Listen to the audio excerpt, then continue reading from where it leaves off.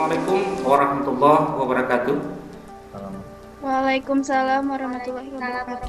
Alhamdulillahirrabbilalamin. Salatu wassalamu ala asyrafil anbiya wal mursalin wa ala alihi wasahbihi ajmain. Anak-anakku sekalian, bagaimana kabarnya hari ini semuanya? Alhamdulillah. Baik Pak, alhamdulillah. Jadi kita akan mempelajari tentang mengenai pengurusan jenazah untuk di semester 3 di kelas. Sebelum kita lanjut, Bapak minta tolong salah satu ketua kelas untuk memimpin membaca doa. Sebelum kita memulai pembelajaran ini, kita berdoa doa selesai. Alhamdulillahirrahmanirrahim. Terima kasih buat Nak Nur Hidayat selaku ketua kelas yang sudah memimpin. Dalam pembelajaran ini insya Allah ada beberapa hal yang akan kita capai, yaitu kompetensi dasar, indikator pencapaian kompetensi, dan tujuan pembelajaran. Di mana kompetensi dasar itu ada dua, yaitu 3.7 dan 4.7. Adapun tujuannya yaitu yang pertama, diharapkan setelah mengikuti proses pembelajaran, peserta didik itu dapat yang pertama menganalisis tata cara penyelenggaraan jenazah menurut hukum Islam dengan baik dan benar. Dan yang ketiga, menyajikan paparan dan hikmah dan manfaat tentang tata cara dalam penyelenggaraan jenazah. Selanjutnya, ada sesuatu hal yang pasti anak-anakku sekalian. Apabila kita berbicara tentang yang namanya mati, bahwa kematian adalah suatu yang pasti dan kita harus bersedia menghadapinya. Selanjutnya, mengurus jenazah adalah merupakan perkara yang tidak boleh kita tinggalkan begitu saja. Hukumnya fardu kifayah. Bapak mau tanya? Ya Pak, Fardu kifayah itu apa? Intan, fardu kifayah itu apa? Nur Hidayat? saya adalah Ya, tugas coba. kewajiban bersama. Muhammad Firdi apa? Bisa diulang, Nak? Fardu kifayah adalah tugas kewajiban bersama. Tugas kewajiban bersama. Oke, boleh. Ada yang lain? Kewajiban yang dilakukan orang muslim, tapi kalau dilakukan sama muslim lain sudah gugur, udah nggak bisa. Oke, pintar. Jadi pengertian daripada fardu kifayah itu tadi, jawaban siapa itu tadi? Nadila. Oh, Renadilla. Sayangnya orangnya tidak kelihatan ya. Renadilla, diulang kembali jawabannya itu. Fardu kifayah itu apa tadi, Nak? Aktivitas wajib yang dilakukan seorang muslim, tapi kalau sudah dilakukan muslim lain sudah tidak bisa dilakukan atau gugur. Oke. Nur Hidayat, bagaimana dengan pengertian yang diberikan oleh teman kita Renadilla? Coba Nur Hidayat, sudah benar apa tidak itu? Saya setuju Pak dengan pendapat Rena. Oh, setuju. Kalau setuju boleh diulang, Nak. Apa pendapatnya? Pendapat saya kurang lebih sama itu Pak. Iya, kurang lebih sama itu. Boleh diulang enggak? Oke, kalau kayak gitu kita lanjut. Bahwa fardu kifayah itu adalah sesuatu hal kewajiban, akan tetapi apabila dilaksanakan sebagian umat muslim lainnya, maka gugurlah kewajiban bagi umat muslim yang lainnya. Itu adalah pengertian fardu kifayah. Dengan adanya sebagian umat, nah di situ kan tadi sudah dijelaskan, dengan adanya sebagian umat yang menyelenggarakan, maka selesailah tanggung jawab tersebut. Maka dari itu ada sebuah hadis rawahu Baihaqi Syu'ul Iman nomor 1160 berbunyi, kafa bil mauti wa idzah, yaitu cukuplah kematian sebagai pemberi nasihat. Oke, Bapak mau tanya, semuanya bisa diaktifkan kameranya karena Bapak minta tolong ke Sirusnya, bisa diaktifkan kameranya enggak? Oke. What do you think in the picture?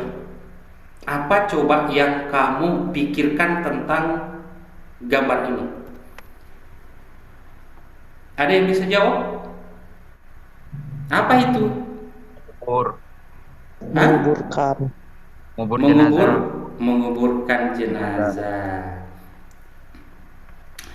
Oke, dari keempat gambar tersebut, Bapak akan bagi 4 kelompok, yaitu kelompok 1 memandikan jenazah, kelompok 2 mengkafani jenazah, kelompok 3 menyolatkan jenazah, dan yang kelompok 4 itu adalah menguburkan jenazah. Jadi Bapak akan bagi 4 kelompok. Jadi nanti anak-anak dalam kelompoknya itu silahkan searching, cari jawaban yang berkaitan bagaimana itu proses memandikan jenazah, hal-hal apa yang dipersiapkan dan apa saja yang dilakukan. Begitupun mengkafani, yaitu bagaimana apa-apa saja yang dipersiapkan dan bagaimana dalam mengkafani jenazah tersebut. Terus kemudian begitupun menyalatkan ini bagaimana posisi menyalatkan laki-laki, jenazah laki-laki dan jenazah perempuan, dan yang terakhir itu adalah menguburkan. Silakan nanti masuk ke kelompoknya masing-masing. Jadi silakan nanti kalian diskusi, kalian akan presentasi dari hasil diskusi tersebut. Silakan kalian join masing-masing dengan grupnya. Bapak kasih waktu sekitar 5 menit. Silakan kalian join. Dari presentasi itu apa aja yang harus dicari, Pak? Tadi kan Bapak sudah menyampaikan bahwa dari setiap kelompok, kelompok 1 itu adalah memandikan, kelompok 2 itu mengkafani, kelompok 3 itu menyolatkan, dan kelompok 4 itu adalah menguburkan. Bisa dipahami ya? Oke. Ya, Pak. Kita lanjutkan materi yang tadi. Yang pertama, awal ketika berlaku yang namanya kematian. Apa-apa saja yang harus kita lakukan pada saat kematian itu berlaku. Yang pertama yaitu mengucapkan innalillahi wa inna ilaihi rajiun. Selanjutnya dihadapkan ke arah kiblat. Lalu yang pertama itu memandikan jenazah. Dalam memandikan jenazah beserta dengan hal yang perlu dipersiapkan, yang pertama itu adalah siapkan tempat yang layak. Dan yang kelima itu jenazah bukan mati syahid. Karena kalau mati syahid itu tidak diharuskan untuk dimandikan. Jadi dia langsung boleh untuk langsung kita kebumikan atau kuburkan. Dalam cara memandikan jenazah itu yang pertama, jenazah ditempatkan di tempat yang terlindung. Bisa dilihat ya? Di posisi gambar yang pertama ini agak didudukan, kemudian perutnya diurut supaya kotoran keluar. Kuku, mulut, gigi, telinga dibersihkan. Menyiram air ke seluruh tubuh, diwudukan, dan terakhir disiram dengan air campur kapur barus, daun bidara, wangian, dan keringkan dengan kain atau untuk mengkafani. Dalam mengkafani jenazah itu hal-hal apa saja yang harus kita perhatikan, yaitu cara dalam mengkafani jenazah ya. Ada berapa poin, yaitu ada 7. Kita melangkah ke yang ketiga, itu mensolati jenazah. Oke, di dalam mensolati jenazah itu di samping dari niatnya itu posisi imamnya juga berbeda. Di sini kita bisa lihat. Jadi sholat sunnah dalam sholat jenazah beserta dengan rukun sholat jenazah. Di sini kita bisa lihat sunat sholat jenazah itu ada 4 hal, yaitu mengangkat tangan setiap kali takbir. Tata cara dalam sholat jenazah, apabila jenazah laki-laki maka posisi imam itu sejajar dengan kepala jenazah. Seperti gambar ini. Jenazahnya perempuan, maka posisi imam itu sejajar dengan pinggang daripada jenazah. Jadi seperti dari gambar tersebut. Coba Rapli, kalau perempuan seperti bagaimana nak? Itu hu-nya berubah menjadi ha. Allahumma gfir laha warhamha wa afiha wa anha. Oke, pintar. Terima kasih. Jadi kalau laki-laki itu hu, kalau perempuan itu berubah menjadi ha. Allahumma ghafir laha. Terus selanjutnya takbir yang keempat itu membaca dengan doa Allahumma la tahrimna ajrahu wa la taftina wa'dahu wa ghafir lana walahu. Begitupun kalau perempuan itu Hu-nya ini berubah menjadi ha. Allahumma ghafir laha. Dan yang terakhir adalah membaca salam sambil menoleh ke kanan dan ke kiri. Selanjutnya menguburkan jenazah. Dalam menguburkan jenazah di sini ada beberapa hal yang harus kita perhatikan, yaitu waktu di dalam menguburkan jenazah itu kapan saja. Namun ada 3 waktu yang sebaiknya kita hindari, yaitu matahari baru saja terbit, kita menunggu sampai meninggi. Matahari saat berada di tengah-tengah, saat panas terik jam 12, jadi tunggu matahari condong. Dan yang terakhir saat matahari hampir terbenam, menunggu matahari itu terbenam dengan sempurna baru boleh melakukan pemakaman. Urutan dan tahap. Yang terakhir anak-anakku sekalian, sebagai kesimpulan bahwa kita harus mengingat sebelum engkau atau kita dilahirkan ke dunia telah ditentukan kapan kita akan meninggalkan daripada dunia tersebut. Maka dari itu perbanyaklah mengingat pemutus kelezatan, yaitu penyampaian apa yang Bapak paparkan tadi. Mungkin ada yang perlu atau ada yang mau ditanyakan, silakan. Saya Pak Nur Hidayat. Nanya itu tadi kan Pak ada waktu slide mengkafani jenazah. Yang untuk pria itu 3 lembar, yang untuk wanita itu 5 lembar. Itu kenapa berbeda Pak? Oke, ada yang bisa menjawab? Menutup auratnya mungkin, Pak.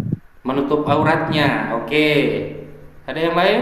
Perbedaannya itu adalah kenapa sampai laki-laki itu 3 lembar, minimal 3 lembar, dan perempuan itu harus 5 lembar. Dikarenakan kalau perempuan itu ada yang namanya baju kurungnya, nak.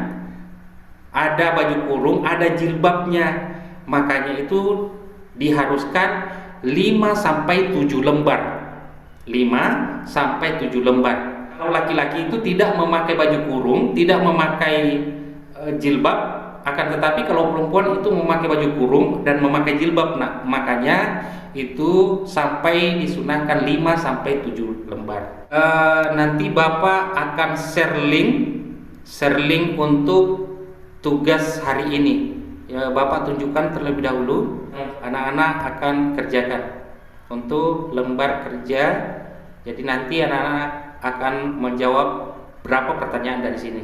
Jadi nanti minggu depan insya Allah akan lebih enak untuk presentasinya. Bisa dipahami ya? Untuk lebih jelas perintahnya nanti Bapak akan share di grup ketua kelas. Oke, Bapak minta tolong dikirimkan semua nama-namanya nak ya, yang aktif, yang hadir untuk hari ini. Baik anak-anakku sekalian, insya Allah minggu depan kita akan bertemu untuk mempresentasikan akan pekerjaan kelompoknya. Bapak minta tolong sekarang silakan pimpin baca doa untuk menutup perjumpaan kita hari ini. Sebelum kita mengakhiri pelajaran hari ini, marilah kita berdoa menurut agama dan kepercayaan kita masing-masing. Berdoa dimulai. Berdoa selesai. Terima kasih nak ya. Sampai ketemu minggu depan. Akan tetapi Bapak selalu menganjurkan bahwa selalu jaga protokol kesehatan, yaitu sering-sering cuci tangan, pakai masker, jaga jarak, kurangi mobilitas, supaya mudah-mudahan kita semuanya terhindar dari penyakit yang laknatullah, penyakit yang harusnya tidak menyentuh kita ini. Amin ya rabbal alamin. Amin. Lebih dan kurangnya mau dimaafkan. Wabillahi taufiq wal hidayah. Assalamualaikum warahmatullahi wabarakatuh. Waalaikumsalam. Waalaikumsalam warahmatullahi wabarakatuh. Terima kasih Pak.